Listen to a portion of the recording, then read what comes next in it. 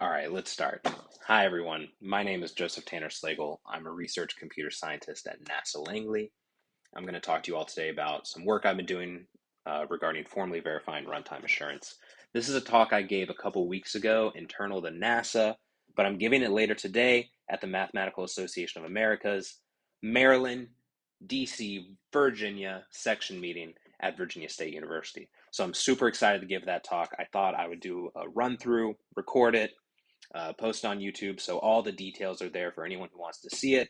And of course, my email is right over there. So please feel free to send me comments and questions. I love hearing from people. I love talking about this stuff, so do not hesitate. Let's start the presentation. So let me start here, get my laser pointer on. Fa la la, very good. All right, so first, there's this video. It's a F-16 close call from May 5th, 2016. Essentially, an aircraft almost crashes. I encourage you all, I'll post the link to this video in the comments of this video, but I won't play it just because of some audio issues. But I'll briefly walk you through what happens because it's a really cool example of runtime assurance. So essentially what happens is a pilot does a maneuver in an F-16 that results in 8.2 G forces being applied to them at an altitude of 17,000 feet. So what happens is after this maneuver, the pilot loses consciousness. And while the pilot is unconscious, the aircraft goes into a nosedive. The aircraft is flying at 1.04 the speed of sound, and its angle is 50 degrees below the horizon. So this is a nosedive. You see that it's already lost considerable altitude. It's at 11,000 feet in altitude. A little bit later, it's 1.13 the speed of sound. It's 55 degrees below the horizon, and is at 8.5 thousand feet. At this time, auto GCAS, which is the automatic ground collision avoidance system, it takes control of the aircraft and it performs a fly-up resolution. And what this resolution does, it's a 9.1 G-force resolution, so even more than the initial one the pilot did, but it's able to pull the aircraft out from a certain crash. It pulls the aircraft up to 5 degrees below the horizon, so it pulls it out of that nosedive. You see that the altitude is so low here, 4.6 thousand feet, but over time, the aircraft is able to regain the altitude. You see it's 10 degrees above the horizon now. It's back above the floor, which is 12,000 feet, and presumably the pilot is conscious again. So at this stage, at the end of the video, you'll hear the operator saying, knock it off, Sully 1, knock it off. Knock it off doesn't mean get over it and keep flying. It means, okay, the training exercise is over. That was super scary. Let's end the training exercise and reflect on what has happened. So let's reflect on what happened here. So this is an example of a system architecture called runtime assurance. So in runtime assurance, you have a system that you want to control, and you have two ways of controlling it. One way of controlling it is an advanced system. And this advanced system is complicated. It's capable of doing a lot of things, but you can't always trust that it's going to behave in a safe way. On the other hand, you have a reversionary system.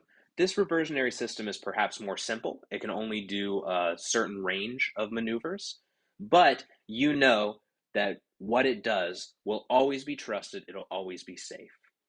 So you want to control the system, and you want to give the advanced system as much control as possible. So you instill a monitor and a switch mechanism that monitors the advanced system and keeps track of if it's behaving safely or not. And if it's behaving unsafely, the monitor or the switch mechanism switches the control from the advanced system to the reversionary system. And then the reversionary system takes over until the state, it could take over forever, or it could take over until some safe state space has been achieved again, at which time the switch goes back to the advanced system. So this is a very common architecture. It's a nice architecture. And what we just saw is an example of this with auto GCAS. So through the lens of auto GCAS. The thing that we're trying to do is fly an F-16, and the advanced untrusted system is a human pilot.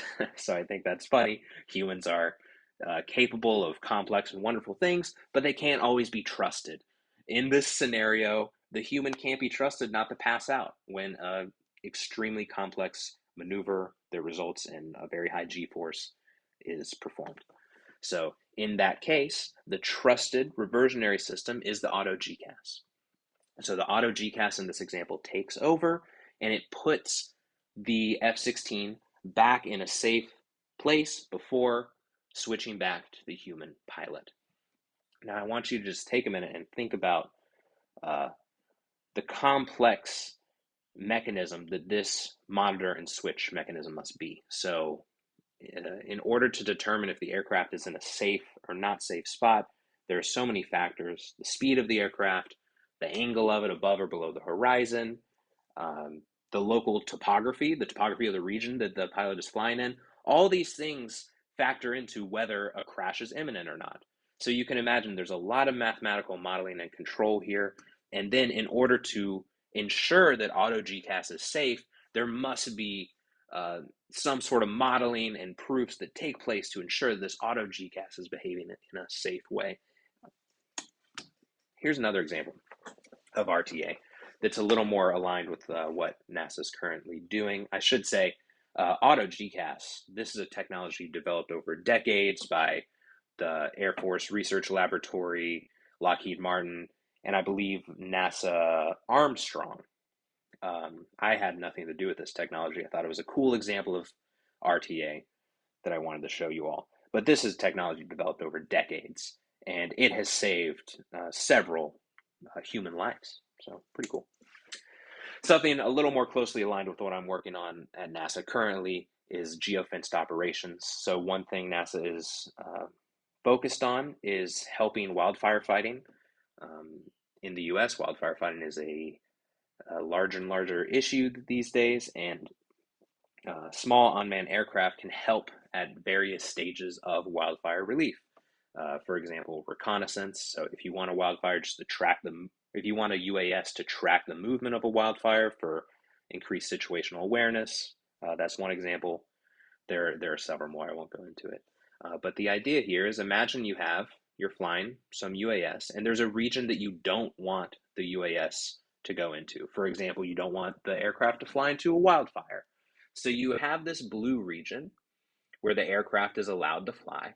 And while it's in this region, the aircraft can fly according to some advanced system. This can be a remote human pilot.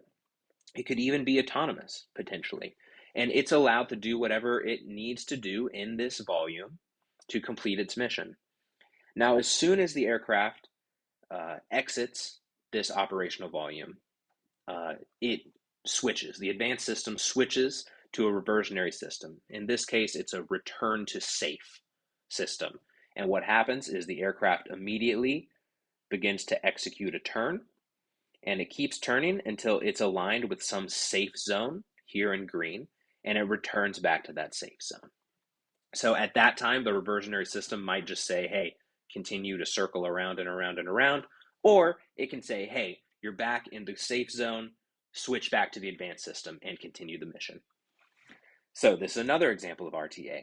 The untrusted component is the complex path in the operational volume, and then the trusted controller is the return to safe zone dynamics, which says, hey, turn and make sure you return to this safe zone. And here the monitor is sort of monitoring if the aircraft is in the blue operational volume or not. So when it exits the operational volume, it switches to the reversionary system. And the goal here is you're operating a fixed wing aircraft in a geofenced area. So I want you to notice that at design time, certain things need to be analyzed and proven. So how do you know what is the width of this yellow region? What does it need to be so that the aircraft never goes into the red zone? So it takes a while for an aircraft to turn around. So you have to study these aircraft dynamics, and you have to say, how big of a buffer does this operational volume need so that when it switches to the reversionary system, the aircraft will always be able to execute the turn without going into the red region and return to the safe zone. So it's a cool framework, but we need some way to model RTA systems, and we need some way to analyze them or formally reason about them at design time. And that's what we're going to focus on here.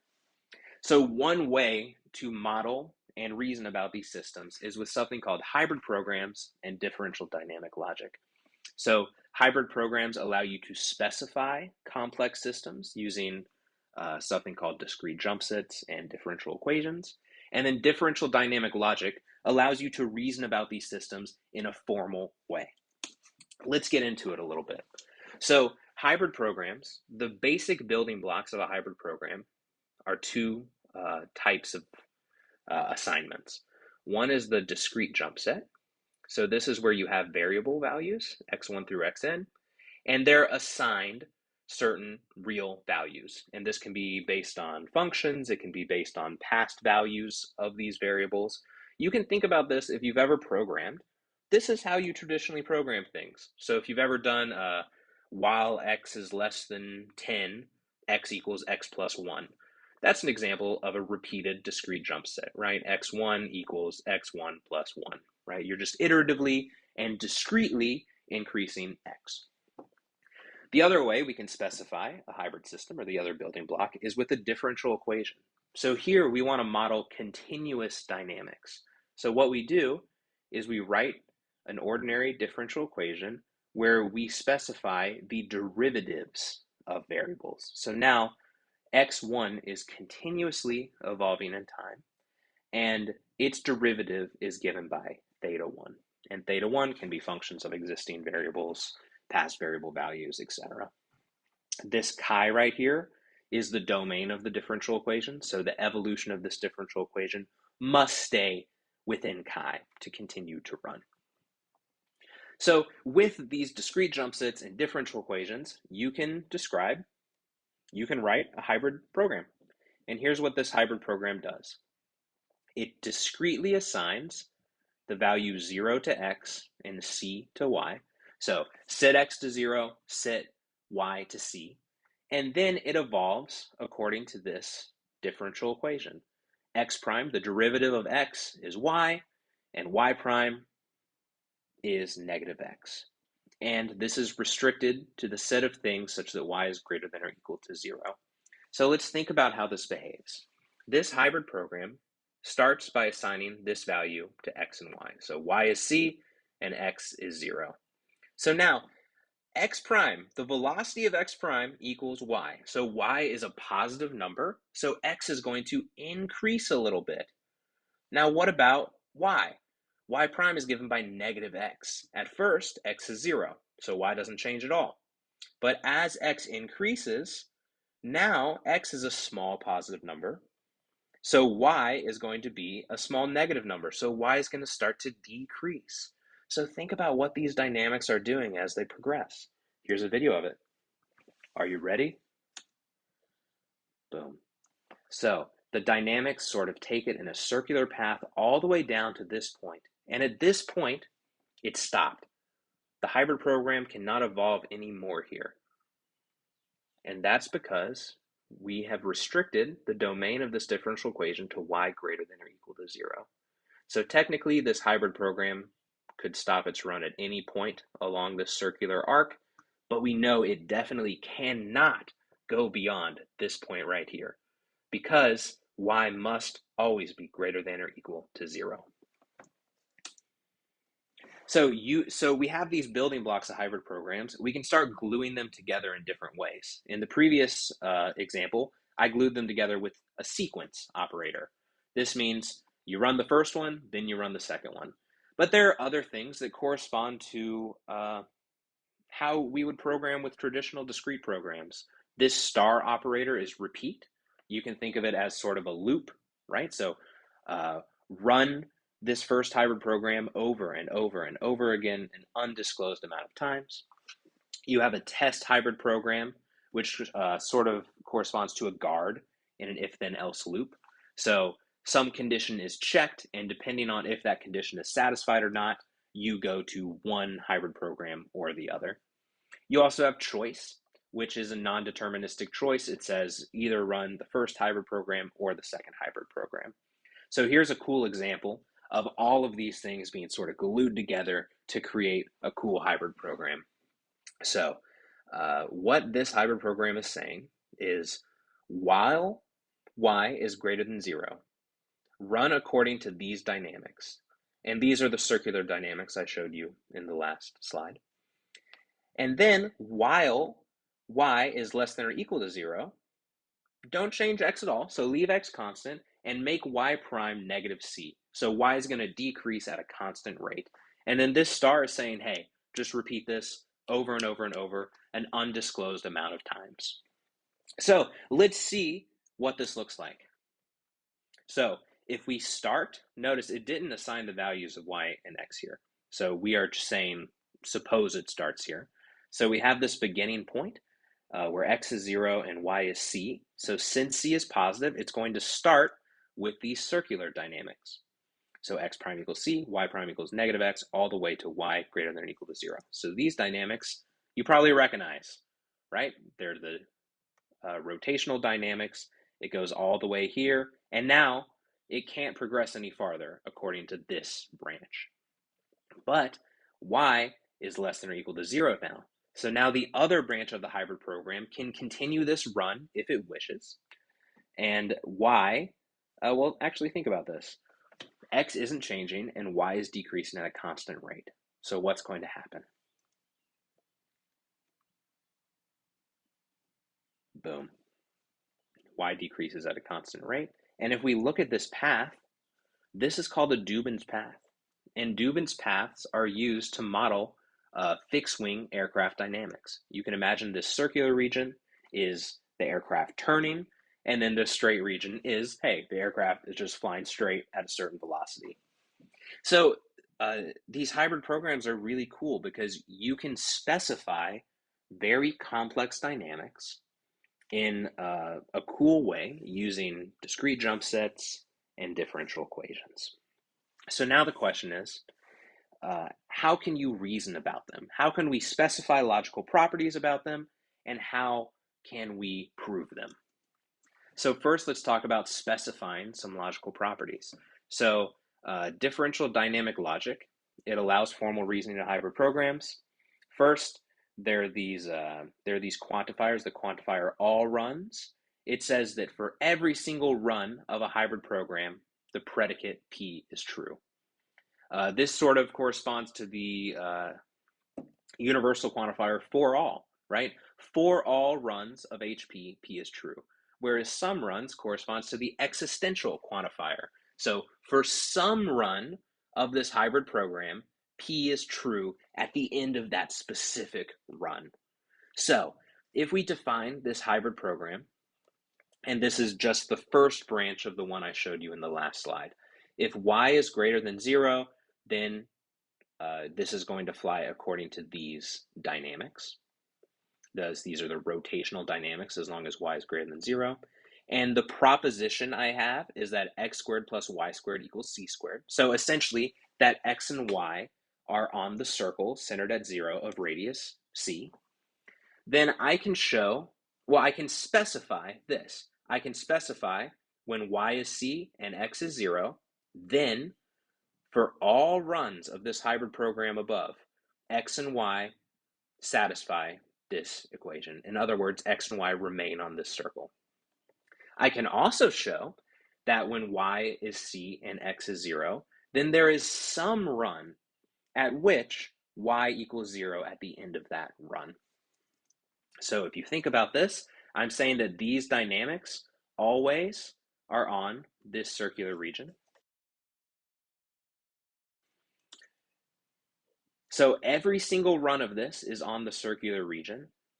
And then there is some run where y equals 0, and we are looking at that run.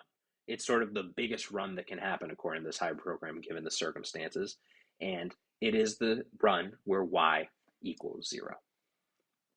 So we can specify these really cool properties. And the specification, you can see, uses this arrow. But now, when I switch to this is a sequent. And this means that I want to formally reason. I want to formally prove this property. And differential dynamic logic has rules, deductive rules, that I can use to manipulate this sequent, to prove what I want. So here are a couple of these rules. I'm not going to go into a lot of details here, but I'll show you an example of one. The idea here is that if you have a sequent that looks like this, the thing below the line, then you can replace that sequent with proving the conjunction of the sequence above the line. So if I prove this condition, and this condition, I have this condition. You can think about this as I'm reducing an expression until I get to something I can easily prove. And then since all these rules are sound, I have essentially come up with a proof of this statement. I want to show you an example here. So imagine we want to prove this statement. When y equals 0 and x equals 0, and I do these continuous dynamics, then x and y will always be on a circle of radius c centered at 0. So here I'm going to use the differential invariant rule. And what happens is I'm going to identify this statement in blue with this statement here. So gamma is going to equal y equals c, x equals 0. X prime equals f of x is this differential equation right here. And p of x is x squared plus y squared equals c squared. So I identify those, and now I'm going to apply the rule. So this gets split up into two cases. The first case is in red, and it says, all right, so first of all, gamma and q of x implies p of x. Q of x, it is technically just true here, but it's not, it's true, but I've suppressed it here. So gamma is y equals 0, x equals 0. P of x is x squared plus y squared equals c squared. This is sort of an initial condition. So it's saying, hey, at the beginning of these dynamics, is p satisfied? And maybe you should think to yourself, is it satisfied? If y equals c and x equals 0, does x squared plus y squared equal c squared? That seems pretty true. So now this right here is more about the dynamics as it evolves. So this differential equation has been turned into a discrete jump set, and then p of x has been simplified to p of x prime. So you might think, well, what is the derivative of a proposition? We could talk about the details of that some. I'm just going to show you what the derivative of p of x is. If you think about all of these things as variables of a common variable x, then the derivative of x squared is 2x x prime. The derivative of y squared is 2y y prime. And since c is a constant, the derivative of it is 0. So we've replaced p with the derivative of p. The differential equation has turned into a discrete jump set, which means I'm just going to plug in this value for x prime and this value for y prime. And let's see what happens. So I apply substitution, and for this left one, y is c, x is 0, so 0 squared plus c squared equals c squared. That's pretty good, right? That's arithmetic. So we can say, hey, that's correct right there. And now, when I plug in this value for x prime and y prime, I get 2xy plus 2y negative x. These terms cancel. I get 0 equals 0. I think we can say at that stage we've proven our result. So notice I've done this in a totally formal way. This is not a pen and paper proof, right? This is a proof where I have a formal specification and I am applying these formal rules to check my proof. I use the differential invariant rule. I got two cases, and each one of those two cases with a little substitution ended up being a simple statement of arithmetic. So this is super cool stuff. I encourage you all, if you want to know more about DL, there's a great textbook on DL called Logical Foundations of Cyber-Physical Systems. It goes through the core rules of differential dynamic logic, specifying hybrid programs, and it has a bunch of cool examples. So definitely go to your library, get electronic access to that textbook. and read up about it if you want to see cool examples of this. So what we've done is we would like to apply DL to runtime assurance. And in the group I work in, we've taken differential dynamic logic and we've embedded it into a formal methods tool called PVS. PVS is an interactive theorem prover. It allows higher order logic. It's a functional language fully typed. And we've embedded DL in PVS, meaning everything you just saw with the specification of hybrid programs and the formal reasoning of hybrid programs can be done in this framework. And we've called this framework Plaidypvs. And here I like to call this person Platy. Platy is the mascot of Plaidypvs. Plaidypvs stands for Properly Assured Implementation of Differential Dynamic Logic for Hybrid Program Verification and Specification.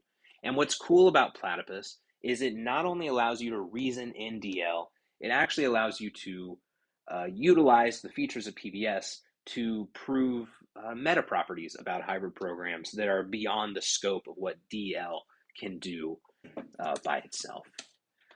So one example of this is I can specify a general RTA framework in Plaidypvs. So if I think about the advanced system as a hybrid program alpha, the reversionary system as a hybrid program beta, and then the switch and monitor. So the switch is S, it's a Boolean expression, and then the monitor is this function from hybrid programs to hybrid programs MS, and it essentially prevents a hybrid program from proceeding with a run the moment that S becomes false. So I can take these tools and I can put together a framework for RTA. So what this is saying is that, okay, when S is not true, run alpha. But while alpha is running, keep track of S. And if S becomes not true, halt that execution. And then also, when S is not true, run beta. So run the reversionary system. And then this star means you loop that over and over and over. So notice here, I have not specified specific values for alpha and beta. I'm able to reason about these just as general hybrid programs.